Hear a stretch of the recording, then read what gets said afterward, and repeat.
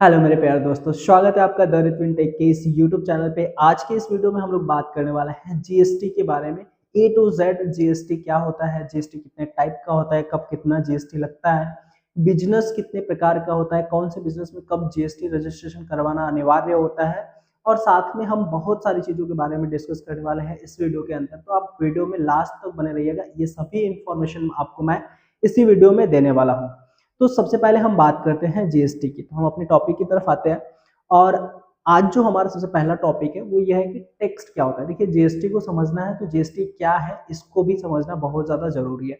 तो सबसे पहले हम बात करते हैं यहाँ पे कर के बारे में कि कर क्या होता है।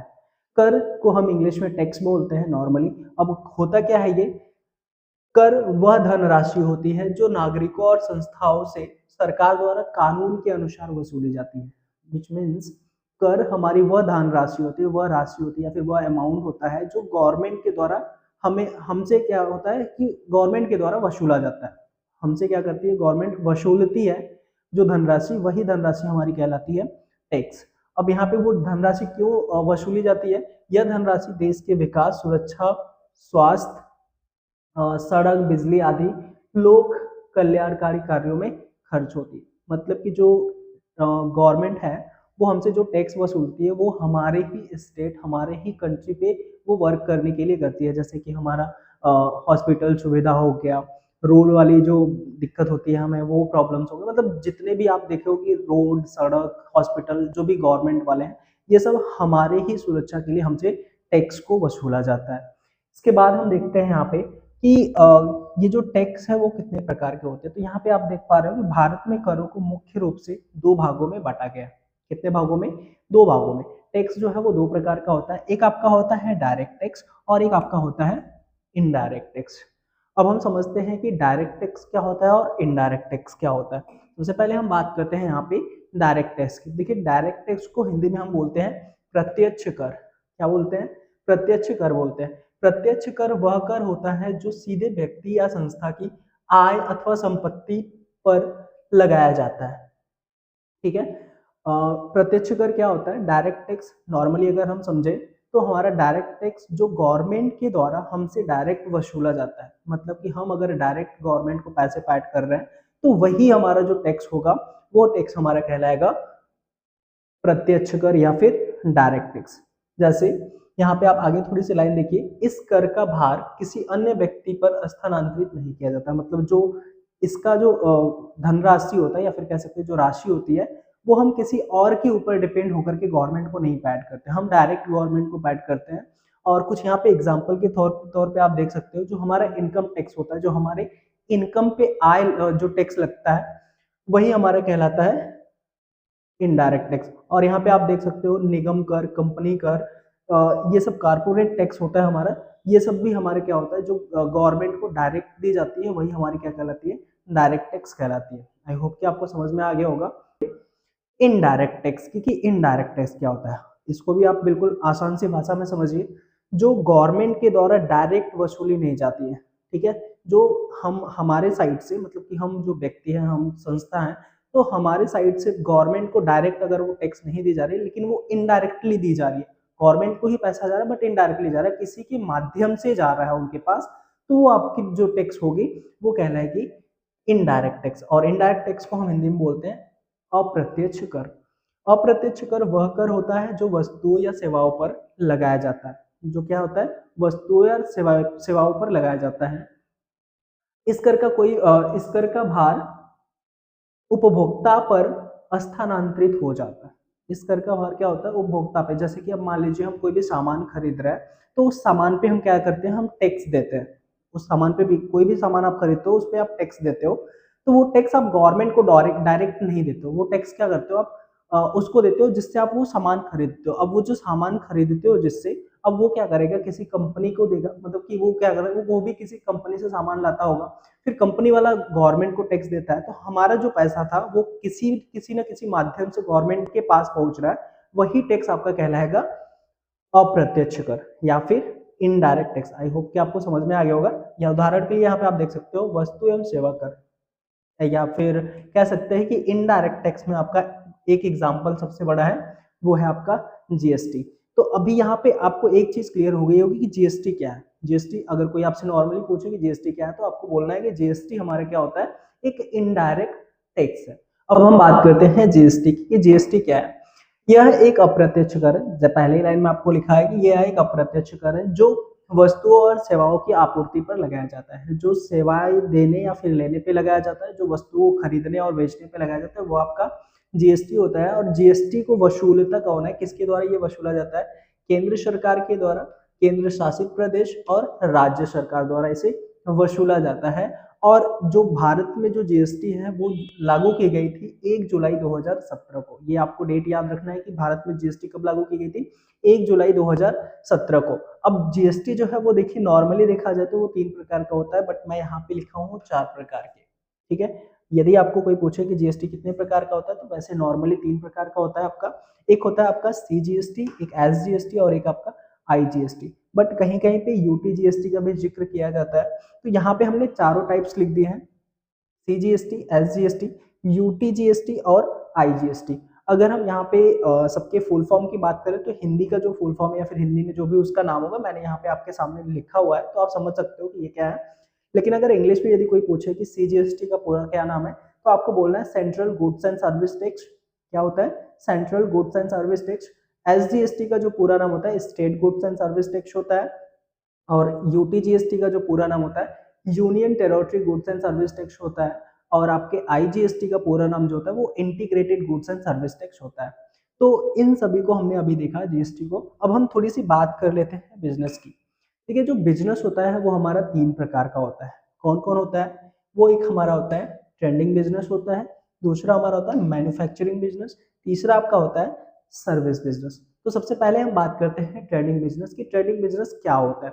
ट्रेडिंग बिजनेस में क्या होता है कि कोई भी दुकानदार हो, ठीक है, कोई भी दुकानदार हो, वो क्या करता है, सामान को खरीदता और बेचता है। तो कोई भी बिजनेस, यहाँ पे आपको ऐसे ट्रेडिंग बिजनेस को समझना है कि ऐसा बिजनेस जिसमें केवल सामान को खरीदा और बेचा जाता है वैसे का वैसा ही, तो वो बिजनेस आपका कहलाता है ट्रेडिंग बिजनेस। फॉर एग्जाम्पल में आप कह सकते हो दुकान हो गया, आपका दुकान जो है वो एक ट्रेडिंग बिजनेस हो गया। आप मॉल देखते हो, मॉल भी आपका एक ट्रेडिंग बिजनेस होता है। तो आई होप कि आपको ट्रेडिंग बिजनेस समझ में आ गया होगा कि क्या होता है। यहाँ पे एग्जांपल थोड़ा सा ये गलत मिसप्रिंट हो गया है, इसका कॉपी पेस्ट हो गया, तो इस पे थोड़ा ध्यान नहीं दीजिएगा। अब हम बात करते हैं मैन्युफैक्चरिंग बिजनेस क्या होता है। मैन्युफैक्चरिंग बिजनेस में क्या होता है कि एक ऐसी संस्था होती है जो प्रोडक्ट्स को, जो कच्चे माल को तैयार करती है और उसके बाद वो क्या करती है, सेल करती है। तो आपकी कहलाती है मैन्युफैक्चरिंग बिजनेस। तो किसी भी प्रोडक्ट को अगर तैयार कर रहे हैं, तो वो वाला जो बिजनेस होगा वो आपका कहलाएगा मैन्युफैक्चरिंग बिजनेस। एग्जाम्पल के लिए आप देख सकते हो, जो कपड़ा की फैक्ट्री होती है, जो बिस्कुट की फैक्ट्री होती है, या फिर जो नमकीन की फैक्ट्री होती है, जहाँ पे ये प्रोडक्ट्स तैयार किए जाते हैं, वो आपका बिजनेस कहलाता है मैन्युफैक्चरिंग बिजनेस। अब हम बात करते हैं सर्विस बिजनेस की। सर्विस बिजनेस क्या होता है, इसमें कोई भी सामान बेचा नहीं बेचा जाता है, सिर्फ इसमें सर्विस दी जाती है। जहाँ पे ऐसी कोई सर्विस, मतलब ऐसा कोई बिजनेस है जहाँ पे केवल सर्विस दी जाती है, सेवा दी जाती है, वो आपकी बिजनेस कहलाती है सर्विस बिजनेस। जैसे में आप देख सकते हो यहाँ पे, जो अकाउंटिंग टीचर होता है, अकाउंटेंट टीचर होता है, वो आपका क्या करता है, वो सेवा देता है केवल, इसलिए इसका एग्जाम्पल सर्विस बिजनेस के अंतर्गत आएगा। फिर उसके बाद है आपका कोचिंग, कोचिंग हो गया, डॉक्टर हो गया, हॉस्पिटल हो गया, कंप्यूटर रिपेयर करने वाला हो, ये लोग क्या करते हैं, सर्विस देते हैं। ठीक है, तो जहां पे सर्विस देने वाली बात होगी, तो वो आपका जो बिजनेस कहलाएगा, वो आपका सर्विस बिजनेस कहलाएगा। आई होप कि तीनों बिजनेस को आप समझ गए होंगे। अब हम थोड़ा सा बात कर लेते हैं कि ट्रेडिंग बिजनेस पे जीएसटी रजिस्ट्रेशन कब करवाना होता है, और मैन्युफैक्चरिंग पे कब करवाना होता है, और सर्विस बिजनेस पे कब करवाना होता है। देखिए यहाँ पे 3 प्रकार के तो हमारे बिजनेस हैं। तो अगर जीएसटी रजिस्ट्रेशन की रिक्वायरमेंट पड़ती है, तो ट्रेडिंग बिजनेस के लिए जब तक आपकी जो एनुअली इनकम है वो 40 लाख से ऊपर जाने लगे, कितना, जो आपका ट्रेडिंग बिजनेस है वो 40 लाख के ऊपर जाने लगे, तो वहां पे आपको जीएसटी रजिस्ट्रेशन करवाना अनिवार्य हो जाता है। और अगर हम मैन्युफैक्चरिंग और सर्विस बिजनेस की बात करें, तो यहाँ पे आपका जो एनुअली इनकम है वो 20 लाख प्लस अगर जा रहा है, तो आपको जीएसटी रजिस्ट्रेशन करवाना अनिवार्य हो जाता है। अब हम थोड़ा सा बात कर लेते हैं जीएसटी आईएन नंबर के बारे में। जीएसटी आईएन नंबर, ये भी परेशान करता है हम लोगों को कि जीएसटी आईएन नंबर होता क्या है। देखिए, जो जीएसटी आईएन नंबर होता है वो हमारे बिजनेस की एक पहचान या फिर कह सकते हैं एक आईडी होती है जो गवर्नमेंट द्वारा दी जाती है, ठीक है, जिससे गवर्नमेंट ये समझता है कि हाँ ठीक है, मतलब वो हमारे बिजनेस को समझता है, वो हमारे बिजनेस को जानता है, या तो फिर कह सकते हैं कि एक ऐसी आईडी, एक यूनिक आईडी जिससे हमारे बिजनेस की पहचान हो, वही हमारी कहलाती है जीएसटी आईएन नंबर। ये गवर्नमेंट के द्वारा दी जाती है, ये 15 डिजिट की होती है, ठीक है। कितने डिजिट की होती है? ये 15 डिजिट की होती है। इसमें जो स्टार्टिंग के दो नंबर होते हैं, स्टार्टिंग के जो दो नंबर होते हैं वो स्टेट कोड होते हैं, बाकी के जो नंबर होते हैं वो 10 नंबर होते हैं, और वो 10 नंबर हमारा पैन होता है, पैन कार्ड नंबर होता है। और बाकी उसके बाद जो 3 अक्षर और बचते हैं, तो वहां पे पहला अक्षर जो होता है वो एक पैन पे कितना GST registration, GST IN number बना हुआ है, वो नंबर होता है। और उसके बाद आपका जेड जो होता है वो बाय डिफॉल्ट होता है, मतलब वो जेड रहता ही है। और उसके बाद लास्ट में आपका एक डिजिट और होता है जो कि रैंडमली होता है। तो आई होप कि आपको जीएसटी आईएन नंबर भी समझ में आ गया होगा। अब हम बात करते हैं अपने आगे कि जीएसटी, अभी तो हमने बिजनेस के बारे में बात की, अब जीएसटी का जो रेट है वो इंडिया में वो कितना कैसे है, इसके बारे में हम बात कर लेते हैं। तो सबसे पहले यहाँ पे जो जीएसटी रेट वो 0%।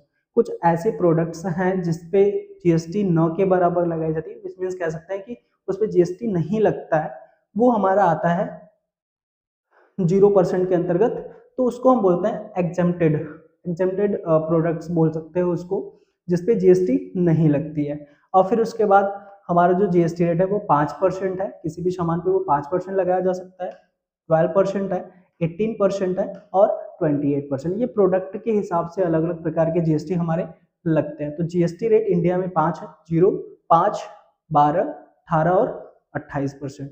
और ये हमारा टैक्सेबल होता है, ठीक है। अब हम बात करते हैं कि जीएसटी कौन से मेथड से अप्लाई किया जाता है किसी भी प्रोडक्ट पे। तो सबसे पहले हम यहाँ पे बात करेंगे कि खुद के राज्य और केंद्र प्रशासित राज्य में माल खरीदा या बेचा गया हो, तो मतलब अपने खुद के राज्य में, या फिर अगर हम केंद्र शासित राज्य में है तो वहां के राज्य में अगर हम कोई भी सामान अपने ही राज्य में सेल और परचेज कर रहे हैं, खरीद रहे हैं और बेच रहे हैं, तो वहां पे देखिए जो जीएसटी लगती है। अगर हम स्टेट की बात करें, अगर हम अपने नॉर्मल स्टेट में है तो वहां पे आपका जो जीएसटी लगेगा वो आपका दो प्रकार का जीएसटी लगेगा, एक आपका एसजीएसटी लगेगा और एक सीजीएसटी लगेगा। यदि आपके उस प्रोडक्ट पे जो जीएसटी रेट है वो अगर 12% है, तो यहाँ पे 6% जो है वो आपके स्टेट गवर्नमेंट को जाएगा, मतलब जिस स्टेट में आप हो उस गवर्नमेंट को 6% जाएगा, और 6% जाएगा आपके केंद्र सरकार को। किसको जाएगा? केंद्र सरकार को। यदि जीएसटी 12% अगर किसी भी सामान पे लगती है तो 6% आपके स्टेट गवर्नमेंट को पैसे जाते हैं उसके, और 6% आपको आपके केंद्र सरकार को जाते हैं। लेकिन अगर आप केंद्र शासित प्रदेश में है तो वहां पे क्या होगा, वहां पे भी दो प्रकार की जीएसटी लगेगी आपकी, एक आपकी लगेगी यूटी जीएसटी और एक आपकी लगेगी सीजीएसटी, ठीक है। एक सीजीएसटी और एक यूटी जीएसटी लगेगी। बस क्या है कि यहाँ पे स्टेट है और यहाँ पे हो जाता है आपका यूनियन टेरोटरी। तो यहाँ पे आपके यूनियन टेरोटरी को 6% जाता है और 6% आपके केंद्र सरकार को जाता है। आई होप कि ये समझ में आ गया होगा।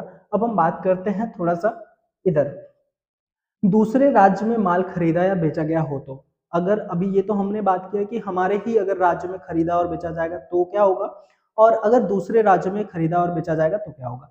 तो अगर देखिए दूसरे राज्य में खरीदा या बेचा जाएगा, अगर हम अपने स्टेट से किसी दूसरे स्टेट में कोई भी प्रोडक्ट्स खरीद रहे हैं या बेच रहे हैं, तो वहां पे आपका लगता है IGST, integrated goods and service tax. यदि आपकी जीएसटी रेट 12% लग रही है तो टोटल आपका जो 12% है ये टोटल आईजीएसटी के नाम पे लगेगा, और ये पूरा पैसा आपका जाएगा केंद्र सरकार को, ठीक है।